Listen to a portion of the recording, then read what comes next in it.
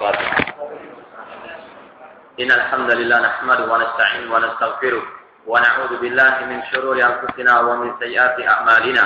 من يهده الله فلا مضل له ومن يضلل فلا هادي له. أشهد أن لا إله إلا الله وحده لا شريك له وأشهد أن محمدا عبده ورسوله. يا أيها الذين آمنوا اتقوا الله حق تقاته ولا تموتن إلا وأنتم مسلمون. يا أيها الناس اتقوا ربكم الذي خلقكم من نفس واحدة وخلق منها زوجها وبث منهما رجالا كثيرا ونساء واتقوا الله الذي تساءلون به والأرحام إن الله كان عليكم رقيبا. يا أيها الذين آمنوا اتقوا الله وقولوا قولا سديدا يصلح لكم أعمالكم ويغفر لكم ذنوبكم ومن يطع الله ورسوله فقد فاز فوزا عظيما. أما بعد فإن أصدق الحديث كتاب الله وخير الهدي هدي محمد صلى الله عليه وسلم وشر الأمور محدثاتها وكل محدثة بدعة وكل بدعة ضلالة وكل ضلالة في النار. Ikhwani fillah rahimani wa rahimakumullah, kita teruskan kembali kajian kitab Mukhtasar Aqidah Imam Asy-Syafi'i rahimahullah oleh Syekh Dr. Muhammad Abdul Wahhab Al-Aqil hafizahullah taala. Dan kita masih dalam pembahasan Al-Aslur Rabi', landasan Imam Syafi'i dalam berakidah, yaitu mujanabatu al-ahwa'i wal bid'ah wal kalam wa dhammuhum, yaitu menjauhkan diri dari ahli ahwa, pengekor hawa nafsu, ataupun ahli bid'ah, ataupun ahli kalam. Dan beliau Imam Syafi'i rahimahullah mencela ilmu kalam atau ilmu filsafat. Pada pertemuan yang lalu telah dibahas di sini bahwasanya ada sebagian ahli bid'ah yang menyalahgunakan ucapan Imam Syafi'i rahimahullah tentang pembagian bid'ah ada dua. Imam Syafi'i mengatakan bid'ah ada dua, bid'ah yang mahmudah, yang terpuji, dan bid'ah yang madmumah. Sebagian orang mengatakan berarti ada bid'ah yang hasanah, yang baik. Sudah didudukkan permasalahannya oleh pengarang di sini. Yang pertama bahwasanya Imam Syafi'i rahimahullah menginginkan dengan ucapan beliau tersebut bukan bid'ah secara syar'i, bukan secara istilah syar'i, namun secara lughawi, secara bahasa. Jadi kata beliau, bid'ah secara umum, baik yang berkaitan dengan urusan dunia ataupun akhirat, dunia ataupun agama ini, itu ada dua yang terpuji, yaitu yang tidak menyelisih syariat, yang tidak menyelisih Al-Quran dan Sunnah, sedangkan yang tercela adalah bid'ah yang menyelisih Al-Quran dan Sunnah Rasulullah SAW. Itu maksud beliau. Kemudian yang kedua, sudah disampaikan pada pertemuan yang lalu tentang bagaimana semangat beliau, antusias beliau untuk berpegang teguh dengan Al-Quran dan Sunnah Rasulullah SAW. Tidak mungkin beliau mengatakan ada bid'ah hasanah. Terlebih lagi ada ucapan beliau yang sangat menjelaskan ucapan beliau tersebut. Beliau sangat mencela orang-orang yang membuat kebid'ahan. Man istahsana faqad syara'. Kata Imam Syafi'i rahimahullah, barang siapa yang menganggap baik suatu bid'ah, maka itu adalah orang yang membuat syariat yang baru. Dan muridnya mengatakan man syara'a faqad kafar. Dan barang siapa yang membuat syariat baru, maka dia telah kafir kepada Allah Subhanahu wa taala. Kemudian juga kalau seandainya betul Imam Syafi'i mengatakan ada bid'ah yang hasanah, maka kita kembalikan kepada firman Allah, fa in tanaza'tum fi syai'in faruddu ila Allah war Rasul in kuntum tu'minuna billahi wal yawmil akhir. Apabila kalian berselisih tentang suatu permasalahan, kembalikanlah kepada Allah dan Rasulnya, yaitu kepada Al-Quran dan Sunnah Rasulullah SAW. Dan Rasul dengan jelas-jelas mengatakan kullu bid'atin dhalalah, setiap bid'ah itu sesat. Sekarang mana yang kita pilih? Ucapannya Rasul SAW atau ucapannya Imam Syafi'i rahimahullah ta'ala? Kita menghormati Imam Syafi'i, beliau adalah seorang ulama. Namun manusia tidak ada yang luput dari kesalahan. Kalau seandainya betul beliau menginginkan dengan ucapan beliau tersebut ada bid'ah yang hasanah. Seandainya betul yang beliau inginkan adalah bid'ah, adalah urusan agama, itu ada yang hasanah, yang benar atau yang baik, maka kita katakan Rasul mengatakan kullu bid'atin dhalalah, setiap bid'ah itu sesat. Sekarang tinggal kita milih ucapan Imam Syafi'i atau ucapannya Rasul SAW. Sedangkan Allah berfirman, la tuqaddimu baina yadayillahi wa rasulih. Janganlah kalian mendahulukan ucapan siapapun di atas firman Allah ataupun sabda Rasul sallallahu alaihi wasallam. Dan para sahabat pun memahami tidak ada bid'ah yang hasanah, tidak ada bid'ah yang baik. Setiap ajaran baru di dalam urusan agama itu semuanya sesat. Di antaranya ucapan Abdullah bin Umar radhiyallahu anhu Abdullah bin Umar mengatakan, kullu bid'atin dhalalah wa in ra'ahan nasu hasanah. Setiap bid'ah itu sesat meskipun semua orang menganggapnya baik. Karena ukuran kebaikan adalah Al-Quran dan Sunnah Rasul SAW, bukan ucapan manusia selain Rasulullah SAW. Demikian pula Imam Malik rahimahullah mengatakan, man ra'a atau man ibtada'a bid'atan wa za'ama annaha hasanah faqad za'ama anna Rasul qana risalah. Barang siapa yang membuat suatu bid'ah dan yang menganggap itu bid'ah yang baik, maka dia telah menuduh Rasul mengkhianati agama Islam. Karena Allah telah menurunkan ayat al-yawma akmaltu lakum dinakum. Agama itu telah sempurna. Artinya tidak boleh ditambah-tambahi. Tidak boleh apa? Ditambahkan dengan hal-hal yang baru dalam urusan agama yang tidak ada contohnya dari Rasul SAW ataupun para sahabat. Ini secara ringkas untuk membantah ucapan orang yang mengambil atau menyalahgunakan ucapan Imam Syafi'i untuk melegalkan kebid'ahan mereka. Kemudian disebutkan di sini bahwa fi kulli ma ruya anhu yashtarit mutaba'at sunnah. Imam Syafi'i rahimahullah dalam ucapan-ucapan beliau yang sudah kita baca, beliau sering mensyaratkan amal ibadah itu harus sesuai dengan sunnah Rasulullah SAW. Wa ma'lumun anal bid'ata bid'u sunnah. Yang telah diketahui bersama bahwasanya kebid'ahan itu tentunya lawan daripada asal. Tidak mungkin beliau dalam satu waktu mengatakan ada bid'ah hasanah, sedangkan beliau sendiri mengatakan harus ittiba kepada sunnah Rasulullah SAW. Fa kaifa takunu hasanatan wa asluha fasidun mukhalifun li sunnati Nabi sallallahu. Bagaimana bisa dianggap bid'ah itu hasanah sedangkan asalnya pokoknya sudah salah, menyelisihi Al-Qur'an dan sunnah Rasulullah SAW. Rasul mengatakan, man amila amalan laisa alaihi amruna fahuwa raddun. Barang siapa yang mengamalkan suatu amal ibadah yang tidak sesuai dengan sunnahku, ajaranku, maka tertolak. Bagaimana bisa dikatakan ada bid'ah yang hasanah sedangkan Rasul mengatakan ada perbuatan manusia yang tidak sesuai dengan sunnahku, maka itu tertolak, kata Rasulullah SAW. Wa kaifa yasihu an yasma Imam Syafi'i qaulan Nabi sallallahu alaihi wasallam, kullu bid'atin dhalalah fayukhalifuhu wa huwa nasirus sunnah wa zabu 'anil athar. Bagaimana mungkin Imam Syafi'i setelah mendengar sabda Rasul sallallahu setiap bid'ah itu sesat, kemudian beliau mengatakan ada bid'ah yang hasan? Tidak mungkin beliau menyelisihi sabda Rasul sallallahu. Seandainya betul, maka beliau telah rujuk dari ucapan tersebut. Sebagaimana sudah kita sampaikan, beliau selalu mengatakan idza sahhal hadis fa huwa mazhabi. Apabila telah sahih suatu hadis, maka itu adalah mazhabku, ajaranku. Kalau ada ucapan beliau, kata Imam Syafi'i rahimahullah, idza qala fa qauli qaula Rasul sallallahu fadribu qauli ardul haid. Seandainya ucapanku menyelisih ucapannya Rasul, maka buang jauh-jauh ucapanku. Dan ini jelas-jelas kalau seandainya betul Imam Syafi'i mengatakan ada bid'ah yang sana, Imam Syafi'i sendiri mewasiatkan kepada kita untuk membuang ucapan beliau karena jelas-jelas menyelisihi sabda Rasul kullu bid'atin dhalalah. Hadis sahih diriwayatkan Imam Abu Dawud, Tirmidzi dan seterusnya. Wa fayukhalifu wa huwa nasirus sunnah. Sedangkan beliau sendiri digelari oleh para ulama lain bahwa Imam Syafi'i rahimahullah adalah nasirus sunnah, yang menolong sunnahnya Rasulullah SAW, pembela sunnah Rasulullah SAW. Tidak mungkin beliau mengatakan ada bid'ah yang hasanah. Wa hadza ghairu mungkin min imamin mislihi. Tidak mungkin ucapan tersebut keluar dari Imam Syafi'i, sedangkan beliau adalah pembela sunnahnya Rasulullah SAW. Wa kalamu sabiq yadullu ala hifzi ala mutaba'ati sunnah. Dan sudah dijelaskan pada pertemuan yang lalu tentang ucapan Imam Syafi'i bagaimana beliau berpegang teguh dengan sunnah Rasulullah SAW. Fa yaqulu kalamu wallahu a'lam anna kullama uhditsa ba'da Nabi sallallahu fa huwa bid'atun lughatan. Maka kita menempatkan ucapan Imam Syafi'i tersebut pada tempatnya. Sebagaimana ucapan Umar bin Khattab, nikmatul bid'atu hadhihi. Kata Imam atau Umar bin Khattab ketika beliau menghidupkan salat tarawih berjamaah di bulan Ramadan, beliau mengatakan ini adalah sebaik-baik bid'ah. Yang dimaksud oleh beliau adalah bid'ah secara bahasa, bukan dalam istilah agama. Karena apa? Salat tarawih berjamaah sudah pernah dicontohkan oleh Rasulullah SAW. Ini berbeda dengan misalnya kalau ada orang merayakan Maulid Nabi atau Isra Mi'raj atau yang lainnya daripada perayaan-perayaan yang bid'ah, kemudian mengatakan Umar bin Khattab mengatakan ada bid'ah hasanah. Kita katakan beda masalahnya. Umar bin Khattab mengatakan seperti itu pada waktu melaksanakan salat tarawih dan itu ada contohnya, ada riwayatnya dari Rasulullah SAW.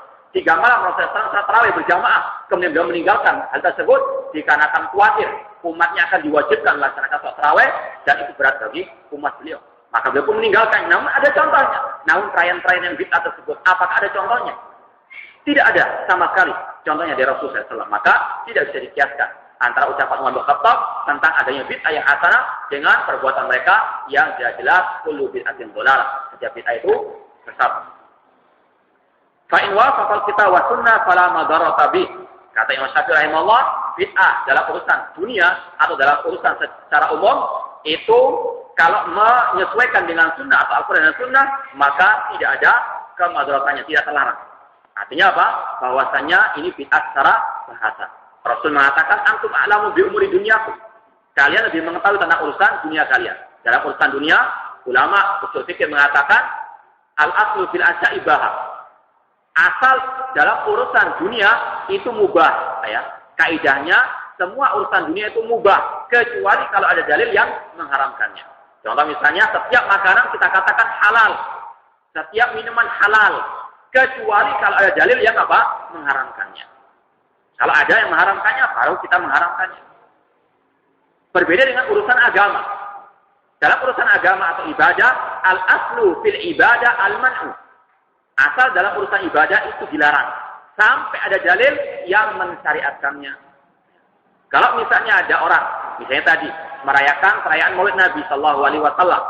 Kemudian kita mengatakan, ini adalah sesuatu yang tercela. Kalau orang itu mengatakan, mana dalil yang melarang? Justru sebaliknya, kita yang bertanya, mana dalil Anda merayakan perayaan Maulid Nabi tersebut? Bukan kita yang ditanya. Karena apa? Asal dalam urusan ibadah, itu dilarang. Sampai ada dalil yang apa? Mensyariatkannya.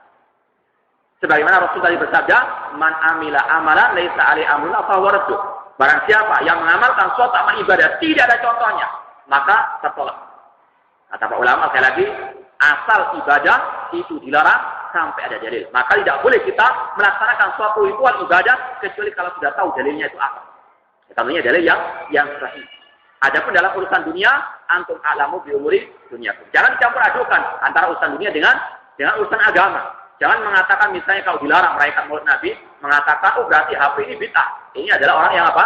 Ya, kurang paham tentang apa itu bid'ah yang tercela. Ya, Rasul mengatakan, antum a'lamu bi umuri dunyakum. Dalam urusan dunia silakan ya, berbuat buat teknologi yang canggih, buat teknologi yang baru, yang bermanfaat bagi umat. Dalam urusan agama tidak boleh mengarang-arang. Namun sangat disayangkan di antara kemunduran atau sebab kemunduran umat Islam, mereka sangat antusias membuat bid'ah dalam agama, dalam masalah teknologi, mereka sangat jauh. Dalam urusan apa? Urusan agama, Masya Allah, berlomba-lomba membuat yang baru. Ini ada selawat, ya, membuat selawat yang baru, ini selawat B, selawat C, dan seterusnya. Namun dalam urusan dunia, mereka jangan tahu daripada orang-orang kafir tersebut. Padahal sebetulnya sebaliknya, dalam urusan dunia, terserah buat yang baru, yang bermanfaat. Adapun dalam urusan dunia, sami'na wa ata'na. Kita hanya melaksanakan apa yang sudah ada. Tidak boleh mengarang-arang yang baru karena Islam telah sempurna. Al-yawma akmaltu lakum dinakum. Kemudian, wa in khalafa fa huwa bid'atun lughatan wa syar'an. Adapun kalau ada hal yang baru dalam urusan agama, maka itu tercela karena jelas-jelas menyelisihi Al-Qur'an dan Sunnah, maka itu dikatakan bid'ah secara bahasa ataupun secara syariat.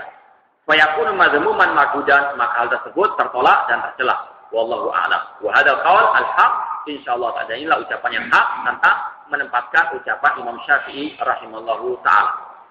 Wa bihadza yu'lam sihhatu kalam Imam Syafi'i rahimahullah wa innahu la mustamsikati li al-bid'ah abadan. Dari sinilah kita sudah tahu tentang bagaimana menempatkan ucapan Imam Syafi'i tersebut dan tidak ada hujjah bagi ahli bid'ah untuk melegalkan kebid'ahan mereka dengan mengatakan Imam Syafi'i mengatakan ada bid'ah yang hasanah. Tidak ada bid'ah yang hasanah dalam urusan agama. Semuanya kata Rasul kullu bid'atin dhalalah. Dan ini memang salah satu metodenya ahli bid'ah. Metodenya ahli bid'ah itu mereka berkeyakinan dahulu, beribadah dahulu, kemudian mencoba mencari-cari apa dalilnya. Kalau Ahlussunnah wal Jamaah tidak. Ahlussunnah wal Jamaah sebagaimana kata Imam Al-Bukhari, al-ilmu qabla al-qaul wal amal. Ilmu dahulu, baru berkata, baru berbuat. Oleh karena itulah ahli bidah seperti itu. Ketika sudah kebentur dengan hujahnya Ahlussunnah, mencoba mencari-cari ucapan-ucapan imam-imam Ahlussunnah wal Jamaah untuk dibenturkan. Padahal mereka mengotak-atik ucapan tersebut, menempatkan bukan pada tempatnya. Sekarang kita pindah kepada bab berikutnya, Ra'yul Imam Asy-Syafi'i fi syahadati al-ahwa wal bidah.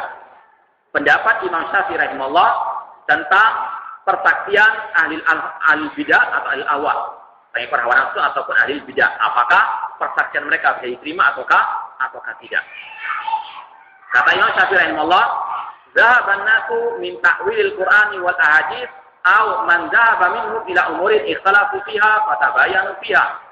Banyak manusia yang mereka mentakwil-takwilkan Al-Qur'an ataupun hadis Rasulullah sallallahu alaihi wasallam sehingga terjadilah perpecahan umat. Di antara sebab perpecahan umat itu salah memahami Al-Qur'an dan hadis Rasulullah sallallahu alaihi wasallam. Mereka tidak merujuk kepada rujukan yang benar dalam memahami Al-Quran dan Sunnah, yaitu pemahaman para sahabat.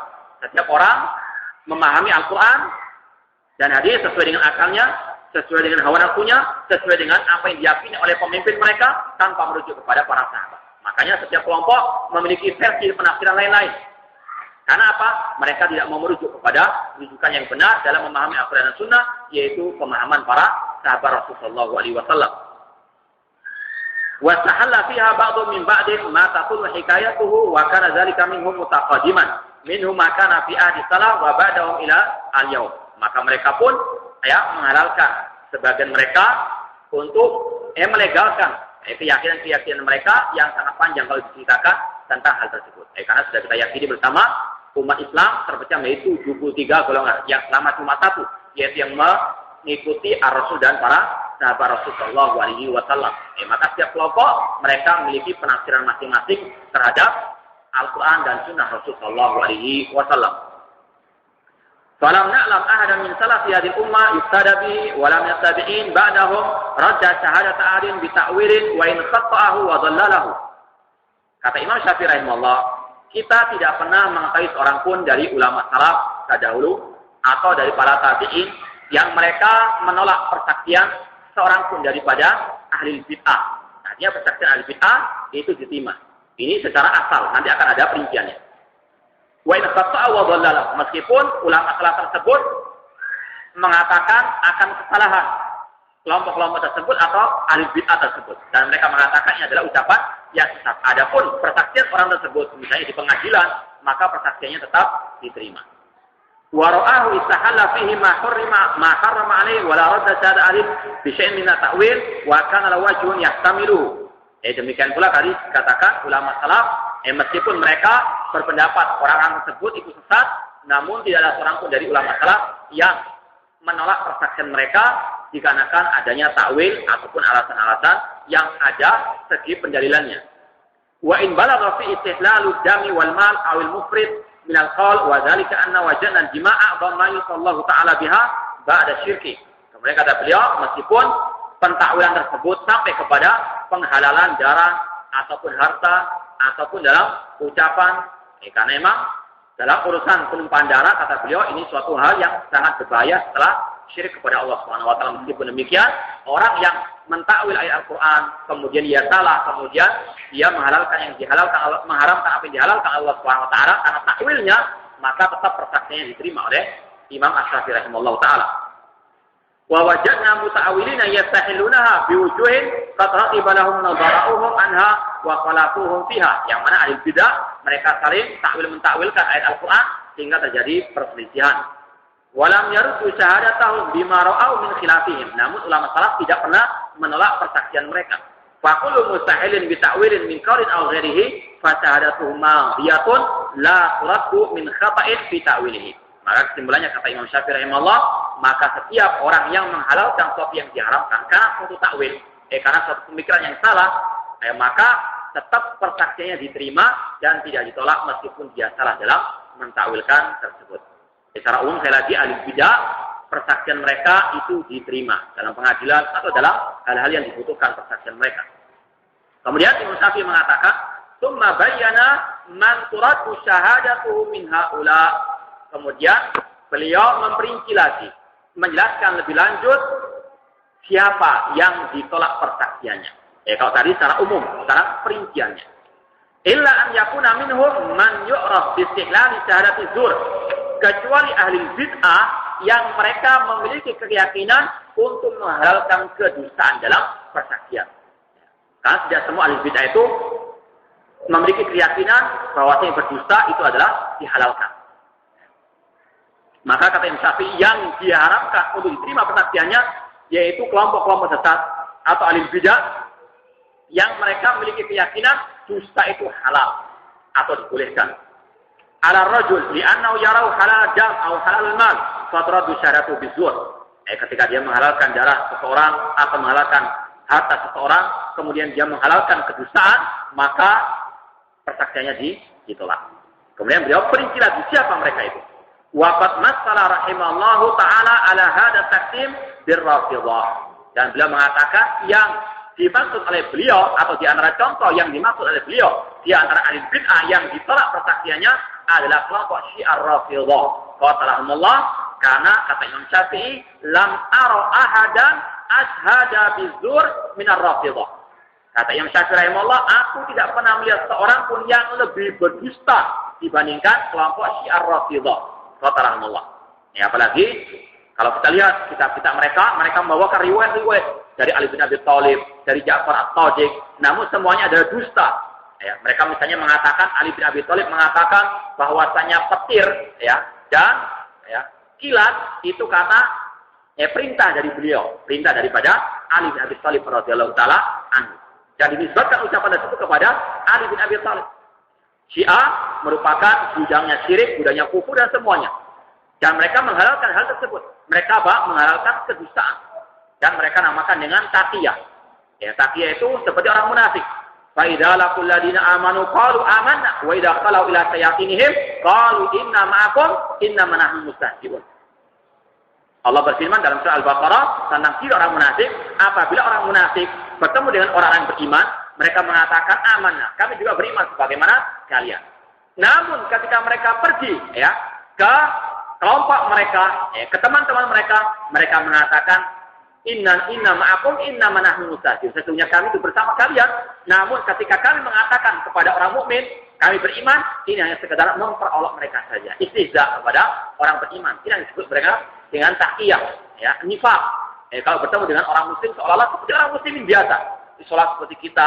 Namun kalau kembali kepada kelompok mereka mencela Islam. Bahkan dalam kitab-kitab mereka, tujuan kitab-kitab mereka adalah membasmi Ahlussunnah wal Jamaah. Kata mereka di antaranya juga mereka meyakini reinkarnasi. Kata mereka nanti Nabi Muhammad, Ali bin Abi Thalib, Fatimah binti Muhammad, Aisyah, mereka semua dihidupkan. Dan Imam Mahdinya mereka akan membunuh, akan menyiksa, akan memberikan siksaan kepada Aisyah radhiyallahu taala anha. Ini adalah ucapan ulama-ulama mereka yang mereka terkadang sembunyikan, mereka pura-pura tidak tahu. Padahal itulah taqiyah. Maka jangan pernah kita percaya dengan orang-orang Syiah Rafidhah. Qatalahumullah. Meskipun sekarang mungkin negara mereka punya nuklir dan sebagainya, itu bukan untuk orang kafir, itu untuk ahli sunnah.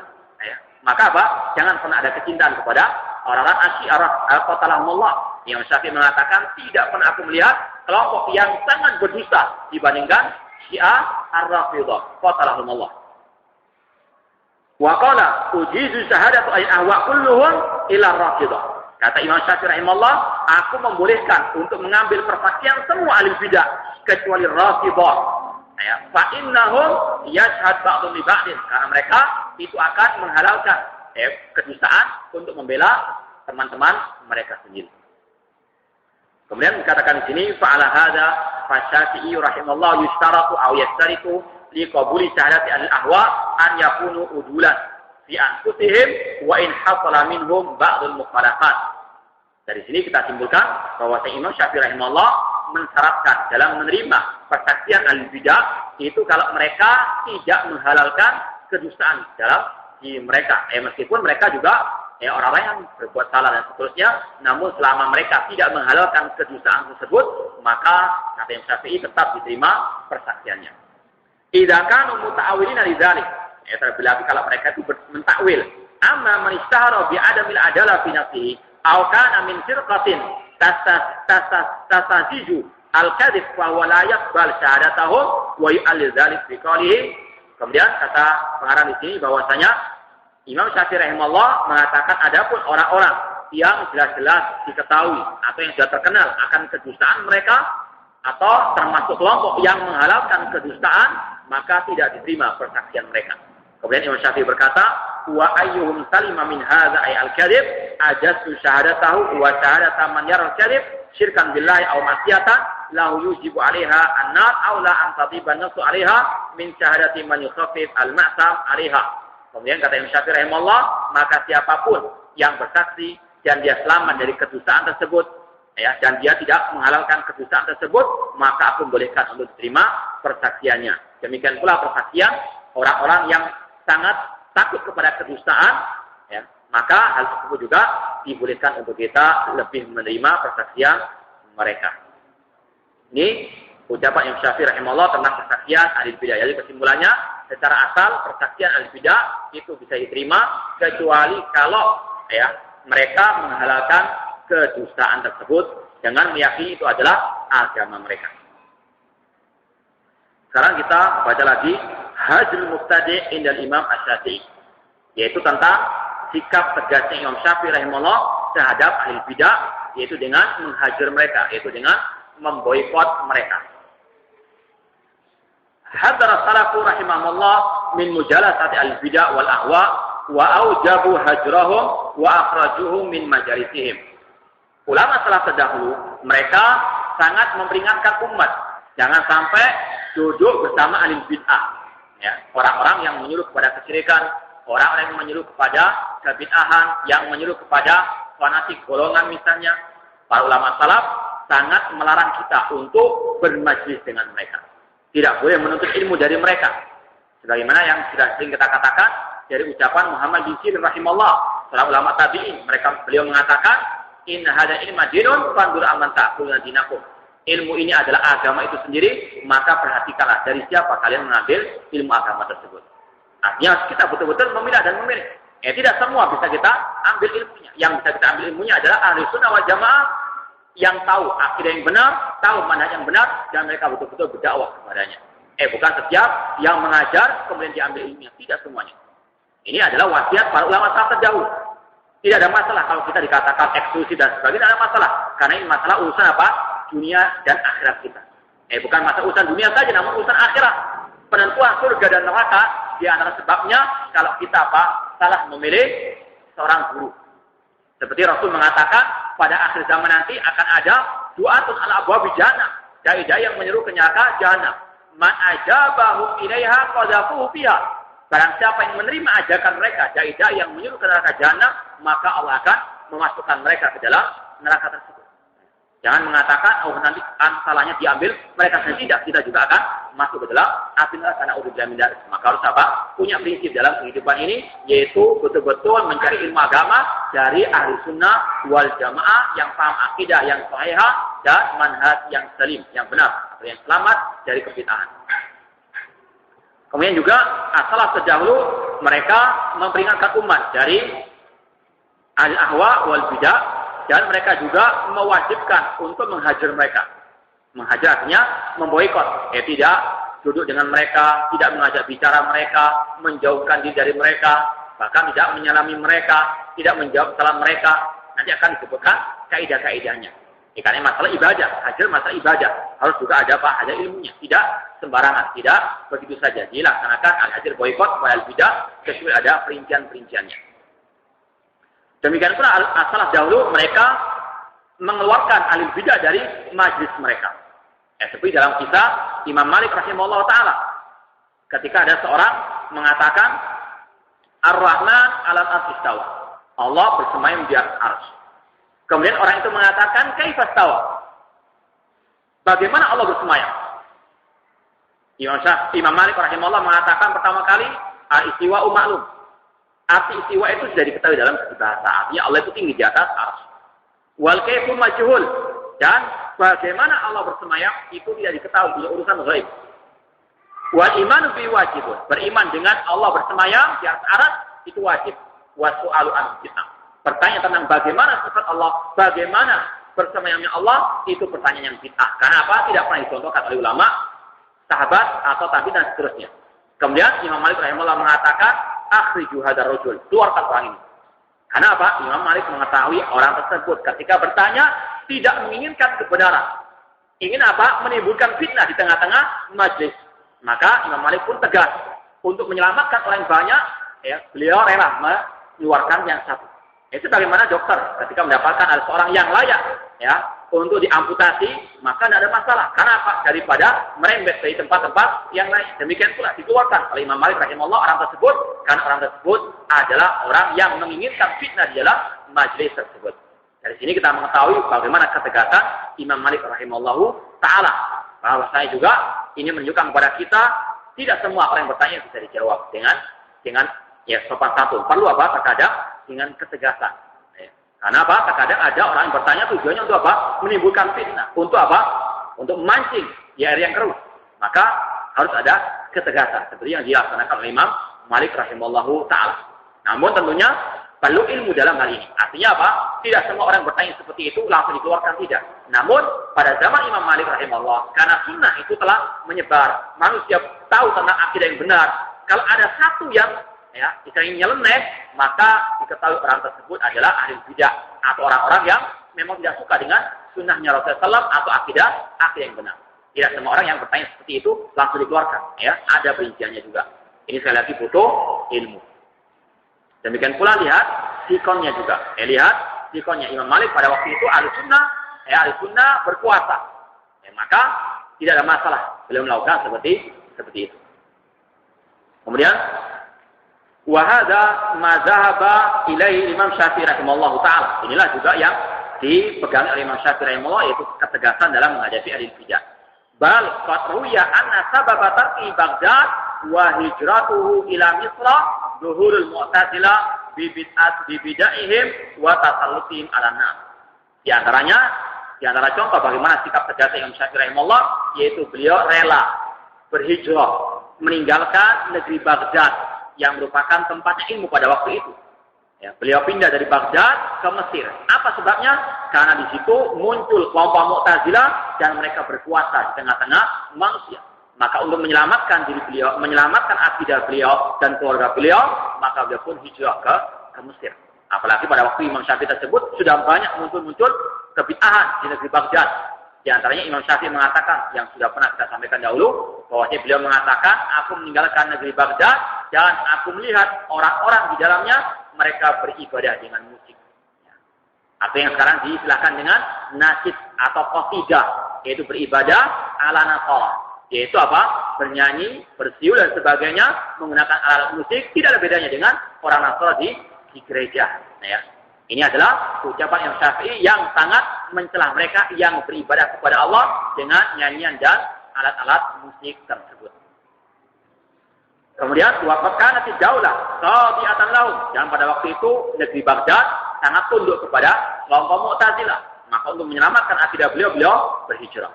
Wa min aqwali rahimallahu fi hajj mubtadi'ah qaluhu ma nadartu ahadan alimtu annahu muqimun ala bid'atin. Di antara ucapan Imam Syafi'i tentang bagaimana beliau memboikot al-bidah, di antaranya beliau mengatakan, "Man nadartu ahadan." Aku tidak pernah mendebat seorang pun yang dia akan terus-menerus di atas kebid'ahannya. Jadi sudah kita jelaskan juga tentang masalah dialog, ya, atau debat. Tidak semua debat bisa diterima. Imam Syafi'i rahimahullah dengan keilmuan beliau, ya, beliau sanggup untuk mematahkan semua hujah orang-orang pada zaman beliau. Namun inilah prinsip Ahlussunnah wal Jamaah, bahwasanya tidak semua perdebatan itu bisa diterima. Ada syarat-syaratnya. Di antaranya yang tidak boleh diterima kalau kita melihat orang tersebut menginginkan, ya, untuk menang-menangan, bukan untuk cari kebenaran. Ulama telah mengatakan ad-dinu laysa liman ghalab. Agama ini bukan untuk orang yang menang-menangan. Agama ini Al-Qur'an dan Sunnah, bukan apa yang menang debat. Mungkin bisa jadi Ahlussunnah yang mereka miliki kebenaran, mungkin terkadang retorikanya kurang bagus, ucapannya kurang menarik misalnya. Maka al-bidah yang pintar ngomong namun tanpa dalil, terkadang apa? Di mata masyarakat, orang yang menang. Padahal itu bukan dalil akan kebenaran orang tersebut. Imam Syafi'i mengatakan, aku tidak pernah mendebat seorang pun yang aku ketahui dia betul-betul bersikeras di atas kebid'ahannya. Tidak perlu apa? Digubris. Biarkan. Kalau kita hati-hati, kalau dia tidak mau menerima, biarkan saja. Ya, Laisa 'alaika hudahum walakin Allah yahdi man yasha. Tidak ada hidayah atau hidayah bukan di tanganmu, namun hidayah di tangan Allah Subhanahu wa taala. Dan sudah sering kita sampaikan juga ucapan-ucapan ulama salaf yang lainnya. Muhammad bin Sirin rahimahullah taala, seorang ulama tabi'in, ketika didatangi oleh seseorang ingin untuk membacakan kepada beliau Al-Qur'an, ingin membacakan kepada beliau Al-Hadis, beliau mengatakan tidak. Aku tidak mau. Aku yang keluar atau engkau yang keluar. Untuk apa? Menyelamatkan agama. Untuk menyelamatkan akidah. Karena tidak ada seorang pun yang bisa menjamin hatinya terus di atas akidah yang benar. Al-qulub dhaifah, kata para ulama, hati manusia itu lemah. Wa syubhatu khattafah. Sedangkan syubhat kerancuan dalam urusan agama ini cepat menarik hati manusia.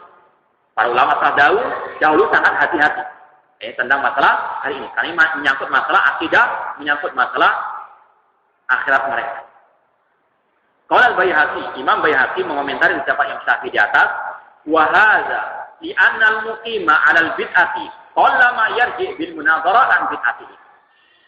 Imam Syafi'i tidak mau melayani debat dengan orang yang bersikeras di atas bid'ahnya, karena kata Imam Baihaqi, karena orang yang seperti itu sifatnya itu jarang sekali. Ya hampir mungkin tidak didapatkan dia kembali kepada kebenaran dengan debat. Apalagi mungkin debat terbuka, ya.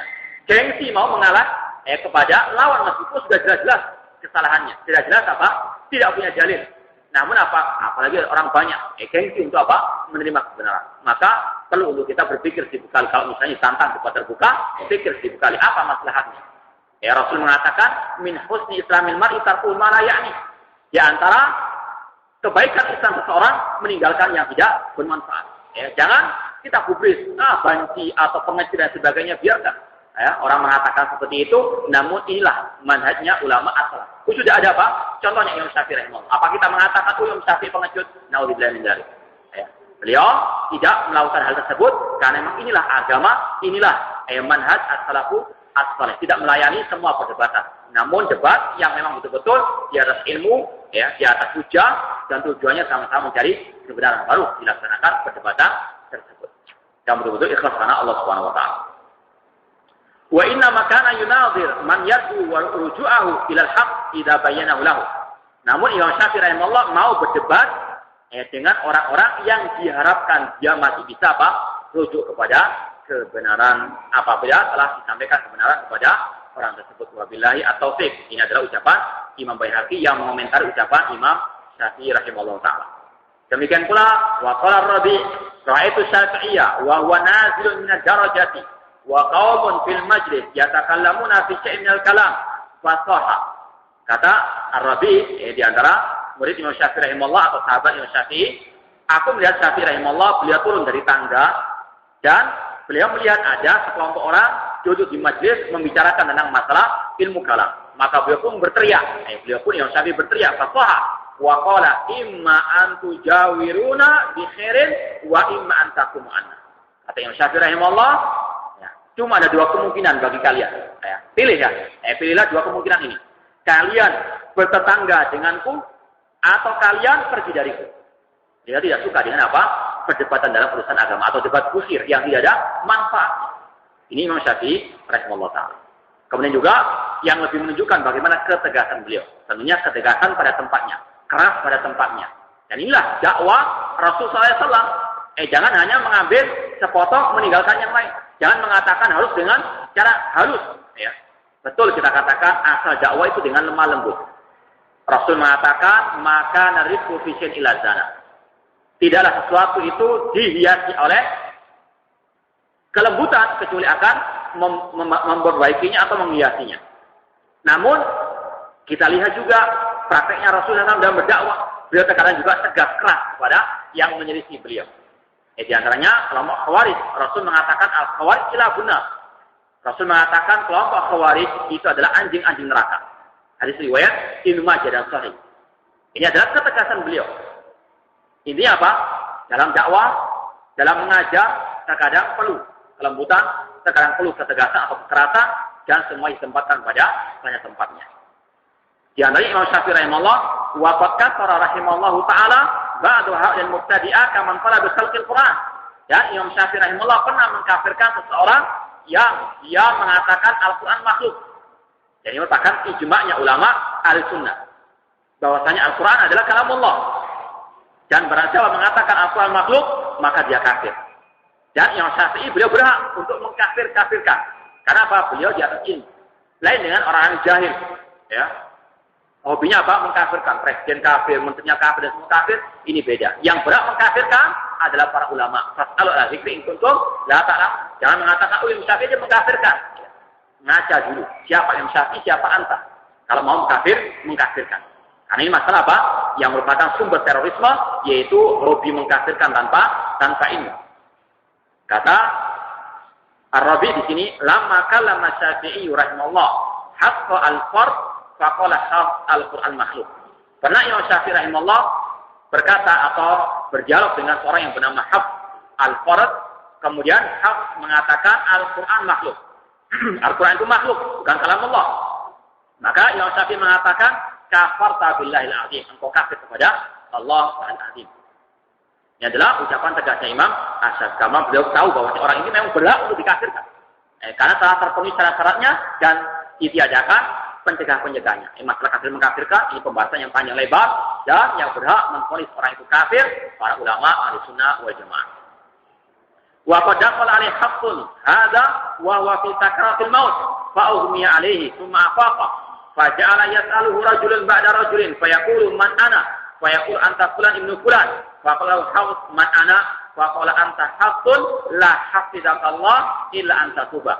Pernah suatu saat ketika Hafs yang dikafirkan oleh Imam Syafi'i tersebut dalam keadaan sakaratul maut, mau meninggal dunia, dia terkadang pingsan, terkadang sadar, kemudian banyak orang yang menjenguknya.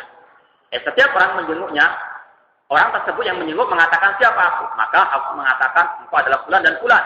Kemudian orang-orang yang menjenguk tersebut mengatakan anta Hafs, engkau adalah Hafs. La hafizakallah, semoga Allah tidak menjagamu. Doa kepada ahli bidah yang apalagi yang sudah kafir seperti ini, yang kafir dengan Syafi'i, maka dikatakan la hafizakallah, semoga Allah tidak menjagamu illa antatu, kecuali engkau apa? Taubat kepada Allah Subhanahu wa taala. Ketegasan dari ulama as-salaf. Tidak mengatakan toleransi antara umat beragama, tidak mengatakan ikan saudara kita muslim. Iya muslim, namun muslim yang bagaimana? Kita harus apa? Ta'awun, harus lemah lembut, namun terhadap siapa? Adapun yang merusak agama Allah dengan nama agama Allah, maka harus kita tegas kepada mereka agar kita bisa menyelamatkan. Dengan seizin dari Allah, umat Islam dari bahaya mereka. Kalau kita tidak tegas, maka banyak akan terjadi korban akidah yang sesat dan menyesatkan. Kemudian wadaqala alaihi ba'dul mubtadi'ah al-qadariyah liyaktuba lahu Syafi'i wasiyatahu. Pernah suatu saat Imam Syafi'i didatangi oleh ahli bidah dari kelompok Al-Qadariyah. Kelompok Qadariyah adalah kelompok yang mengatakan manusia itu yang menciptakan takdirnya sendiri. Maksiat yang dilakukan oleh manusia itu ciptaan manusia itu sendiri, bukan ciptaan Allah. Makanya Rasul mengatakan Al-Qadariyah majus dari umat. Kelompok Qadariyah itu majusinya umat ini. Karena apa? Ada kemiripan antara kelompok Qadariyah dengan kelompok Majusi. Agama Majusi mengatakan adanya dua Tuhan. Tuhan kebaikan dan Tuhan kejelekan. Kelompok Qadariyah juga demikian. Yang baik Allah yang menciptakan, yang jelek manusia menciptakan. Mereka ada kemiripan dengan kelompok Majusi. Pada suatu saat Imam Syafi'i didatangi oleh seorang dari mereka. Orang tersebut menginginkan agar Imam Syafi'i menuliskan wasiat untuk orang tersebut. Fa'arada Syafi'ian yakuba bismillahirrahmanirrahim. Maka Imam Syafi'i sebagaimana sunnahnya Rasul ketika menulis surat mulai dengan bismillahirrahmanirrahim. Wa faqala rajul laisa hakala urid. Namun orang tersebut mengatakan aku tidak menginginkan seperti ini. Itu dengan memulai bismillahirrahmanirrahim. Walakin uktub in ata alayya raibun min zaman. Namun tulislah ucapanku ini jika aku kedatangan keraguan dari waktu ini. Maksudnya apa?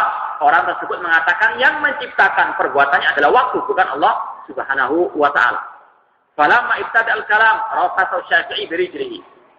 Ketika orang tersebut memulai ucapannya tadi, maka Imam Syafi'i menendangnya dengan kaki beliau. Ini adalah sikap tegasnya Imam Syafi'i rahimahullah. Orang itu mau minta wasiat dari Imam Syafi'i, namun dia mau mengajari Imam Syafi'i dan mendatangkan syubhat. Maka Imam Syafi'i tegas, ditendang orang tersebut. Fa'alqahu ala dhahri, dan dia pun didorong sampai jatuh ke belakang. Tsumma qala qum ya zindiq. Kemudian Imam Syafi'i mengatakan berdirilah wahai zindiq. Ini adalah ucapan Imam Syafi'i yang sangat tegas. Namun sekali lagi semua ini dibutuhkan perincian. Ya, tidak semua orang yang berbuat seperti itu langsung kita perlakukan sebagaimana Imam Syafi'i. Yang pertama, Imam Syafi'i adalah seorang alim, tahu bagaimana menempatkan ketegasan dan kekerasan. Kemudian juga sikonnya berbeda dengan zaman kita. Kalau Imam Syafi'i dahulu, ya, Ahlussunnah sangat berkuasa. Ya, mereka tahu bahwasanya Ahlussunnah lebih memiliki kekuatan daripada Ahlul-Bidah. Namun sekarang berbeda sikonnya. Demikian pula kalau zaman dahulu orang-orang banyak yang tahu ilmu. Kalau ada yang menyimpang, jelas dia Ahlul-Bidah. Namun kalau sekarang banyak kejahilan. Terkadang ada ucapan-ucapan orang yang kufur, namun mungkin dia jahil, tidak tahu. Maka pula apa? Diajari. Perlu sekali lagi, perincian artinya jangan tergesa-gesa. Kalau kita bisa, sampaikan nasihat saja. Jangan dilakukan apa ditendang, dipukul dan sebagainya. Ini tambah memudaratkan dakwah Ahlussunnah wal Jamaah. Artinya tempatkan ketegasan, kekerasan pada tempatnya. Jangan berbuat yang tidak didasari oleh ilmu. Wa qad ja'ala Syafi'i rahimahullah alamatal iman mutaba'atus sunnah wa alamatal bid'ah mukhalafatus sunnah. Imam Syafi'i rahimahullah menjadikan tanda-tanda keimanan adalah mengikuti sunnah dan tanda-tanda kebid'ahan adalah menyelisih sunnah. Walam yandur ila ma siwa dzalik mimma yujallis bil mubtadi'ah 'ala nas bima yudhirunahu min ta'walatin wa dajalin wa yusammunahu karamah. Imam Syafi'i rahimahullah beliau hanya berdalil dengan Al-Qur'an dan sunnah Rasulullah SAW. Bukan seperti ahli bidah. Ahli bidah dalilnya adalah apa? Karomah. Ya. Dalilnya apa? Hal-hal yang aneh-aneh yang sudah kita jelaskan pada waktu penjelasan kitab Al-Furqan bin Ar-Rahman wal Syaitan. Ahli bidah mengatakan kalau orang itu memiliki hal yang luar biasa, berarti dia wali Allah. Berarti dia apa? Orang yang benar. Kita katakan tidak. Karena ukuran kebenaran bukan hal-hal yang nyeleneh, bukan hal-hal yang aneh, bukan hal-hal yang luar biasa, namun kebenaran al-haqqu min rabbikum, kebenaran dari Rabb. Seperti orang mengatakan, oh Masya Allah ketika mati baunya wangi. Bisa saja ada orang yang menaruh minyak wangi di situ. Ataupun mungkin mengatakan, oh ketika dikubur mayatnya, oh ada burung-burung. Namanya di hutan atau di desa. Tidak aneh kalau ada burung yang terbang. Apalagi dikatakan itu burungnya, burung surga. Gimana burung surga mampir ke dunia? Burung surga ada di surga. Nama itulah orang-orang yang apa? Sudah tidak sadar akan kebenaran mereka dan fanatik kepada kelompoknya sehingga lupa dengan dalil bahwasanya Al-Quran dan Sunnah itu merupakan tolak ukur kebenaran. Bukan hal-hal yang seperti itu. Seandainya betul itu seperti itu, maka kita katakan Dajjal, yang kafir, yang ada tandanya kafara pada akhir zaman nanti, kata Rasulullah SAW, memiliki hal yang luar biasa. Bisa menghidupkan orang yang mati. Dibunuh lagi, dihidupkan lagi. Dengan izin dari Allah untuk menguji manusia. Siapa yang beriman kepada Allah dan siapa yang beriman dengan Dajjal tersebut. Dia bisa menumbuhkan tumbuh-tumbuhan. Orang yang tidak mau mengikuti dia akan dijadikan desanya atau kampungnya itu kering kerontang. Yang mengikuti dia dijadikan tumbuh subur tanamannya. Ini adalah luar biasa. Namun apakah menunjukkan Dajjal itu di atas kebenaran? Tidak. Dan inilah prinsipnya Imam Syafi'i. Imam Syafi'i mengatakan kebenaran itu dalilnya Al-Quran dan Sunnah. Bukan hal-hal seperti itu. Bukan mayoritas. Bukan hal-hal yang luar biasa. Namun ukurannya Al-Quran dan Sunnah sesuai dengan pemahaman para sahabat Rasulullah SAW. Dikatakan di sini wa an Yunus bin Abil A'la qala qultu li Muhammad bin Idris Asy-Syafi'i qala sahibuna Al-Laits bin Sa'ad. Dari Yunus bin Abil A'la dia mengatakan aku pernah berkata kepada Imam Syafi'i, Muhammad bin Idris Asy-Syafi'i. Beliau mengatakan bahwasanya teman kita yang bernama Laits bin Sa'ad mengatakan lau ra'aitu sahiba hawa yamshi 'alal ma qabiltu. Kata Laits bin Sa'ad, seorang ulama juga pada zaman Imam Syafi'i. Dia mengatakan seandainya aku melihat ada seseorang dari pengikut ahli bidah, dia bisa berjalan di atas air, maka tetap aku tidak mau menerima ucapannya. Meskipun apa? Kelihatan hal yang luar biasa. Bisa jadi kebantuan daripada syaitan untuk menipu manusia. Kemudian Imam Syafi'i mengatakan faqala Syafi'i, amma innahu qasrun. Saat bilas masih kurang ucapannya. Aku tambahkan lagi. Kata Imam Syafi'i, "Lau ra'aitu yamshi 'alal hawa ma qabiltu." Demikian kelasannya dia terbang di udara, tetap aku tidak mau menerima ucapannya. Karena apa? Menerima kebenaran ada dalilnya, yaitu Al-Quran dan Sunnah Rasulullah SAW. Bukan hal-hal yang luar biasa tersebut. Apalagi dikatakan itu karomah atau mukjizat yang lainnya. Ini bukan suatu hal yang menunjukkan akan kebenaran hal tersebut selama menyelisih Al-Quran dan Sunnah Rasulullah SAW. Saya cukup sekian. Wa akhiru da'wana alhamdulillahirabbil alamin. Wassalamualaikum warahmatullahi wabarakatuh.